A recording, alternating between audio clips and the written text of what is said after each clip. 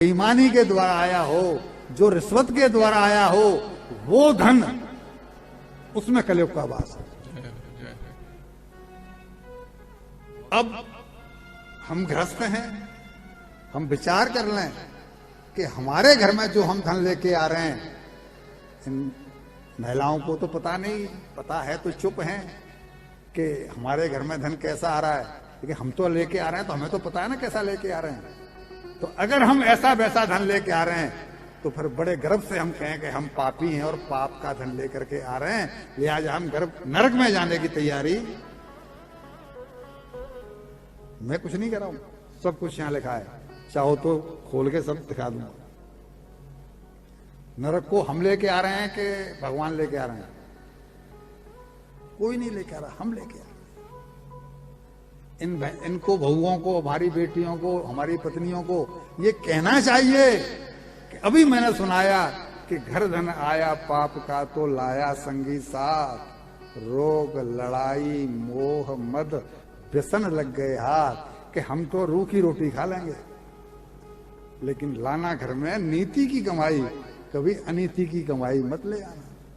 अगर बच्चे ही हमारे बीमार हैं, बच्चे ही जो है ऐब में पड़ गए, बच्चों ने ही संपत्ति बर्बाद कर दी, तो तुम कमा करके करोगे क्या? वो 5 को आएंगे।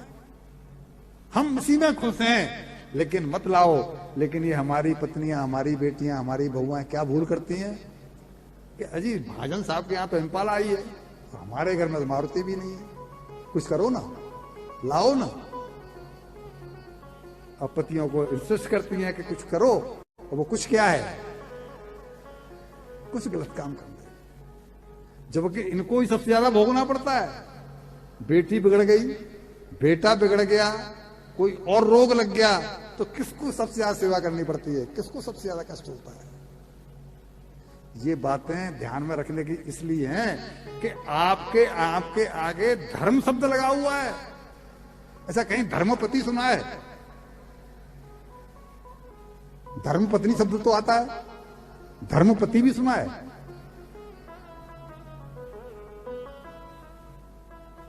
पति लोग तो भटके ही हुए हैं, पति लोग तो बाहरी दुनिया में रहते हैं, वो बहिर्मुखी हैं। धर्म का ठेका इनको दिया हुआ है, आपको दिया हुआ है। भटके हुओं को खींच के लाओ अपनी तरफ, धर्म की तरफ लाओ। अच्छा, कोई धर्म का काम करते हैं, कहीं कथा हो रही हो, भागवत हो रही हो, तो पति लोग पत्नियों से पूछते नहीं, पूछते यहां पर क्या करना है, यहां पर क्या क्या चाहिए, यहां पर कितने का सगुन होता है, यहां पर कितनी चौकी लगानी है, यहां पर क्या क्या सामग्री लानी है, तो सब आप बताते हैं। जिम्मेदारी आपकी ज्यादा है, इसलिए बचो इस बात से। नरक जैसी चीज हर युग में थी। मैंने कल भी बताया था कि क्या नरकगामी सतयुग में नहीं थे? हिरण्यकश्यप और हिरण्याक्ष कितने मेले काम थे? रावण और कुंभकर्ण ये मेले नहीं थे? तीर्था में थे कि नहीं थे? कंस, शिशुपाल, वक्रदंत, जरासंध ये द्वापर में थे कि नहीं थे? तो ये क्या कलयुग में ये सब नहीं है? कलयुग में भी ये सब हैं। कलयुग से बचने के लिए हमें जो करना चाहिए वो कर लें। हम आपसे एक मोटी बात कहते हैं शॉर्ट में, कि कहीं जंगल में हम जा रहे हैं और वहां कांटे बिखरे पड़े हैं, तो जरूरत क्या है? हम उस जंगल को चमड़े के परत से मढ़ सकते हैं। तो क्या करना चाहिए हमें? कि हमको केवल जूते पहन लेने चाहिए। हम अगर चमड़े के जूते पहन लें, वो कांटा क्या करेंगे? वो जंगल हमें कहां कष्ट देगा? वो कांटे हमारे पैरों में कैसे चुभ जाएंगे?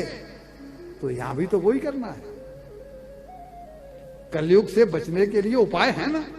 ये क्या कह रहा है? ये क्या है? धर्म पर चले हैं, अनीति की कमाई नीला में, तो कलयुग हमारा क्या बिगाड़ लेगा? अनीति की कमाई आती है तो फिर क्लब में जाने की इच्छा होती है, फिर राउंड टेबल पर बैठने की इच्छा होती है, फिर ये होती है, फिर वो होती है, फिर होती है, और अंत में कलयुग से बचना तो हमारे हाथ में है।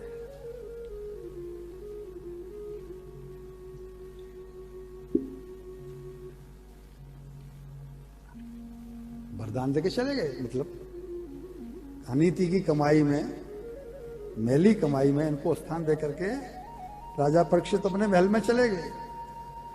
अब कलयुग इस ताक में रहा, फिर ध्यान खींच रहा हूं, कलयुग इस ताक में रहा था कि महाराज से कोई भूल हो जिससे कि मैं इनके ऊपर अपनी सवारी गांठ दूं। और एक दिन उसको मौका, क्षत्रिय हैं, शिकार का राजा हैं, शिकार की आदत है, तो एक दिन परीक्षित महाराज शिकार के लिए निकले। और जब शिकार के लिए निकले तो जैसे आपके पास नेकलेसों की लाइन लगी है, चूड़ियों की लाइन लगी है, अब आज कौन सी पहननी है, आज कौन सी ड्रेस पहननी है, ऐसी उनके यहाँ मुकुटों की लाइन लगी है। भंडार में हजारों पड़े हैं और संयोग से उनको जो मुकुट पहनने को पसंद आया उस दिन, वो मुकुट वो था जो कि भीमसेन जरासंध को मार कर, जो उनका बेटा हुआ है सहदेव, उसने अपनी पराजय स्वीकार करके और भीमसेन को भेंट दिया था। भीमसेन कौन है? परीक्षित के दादाजी। उस जमाने की जो गलती हुई, यानी जो काला धन, यानी जो मैला धन उस खजाने में आया, उस जमाने के काले धन को आज बापरा किसने? पोते ने। आज बापरा पोते ने। और जैसे ही उन्होंने वो मुकुट को धारण किया, कलयुग को मौका। क्या सीखने को मिल रहा है? हम जानबूझ के कुछ नहीं कर रहे हैं।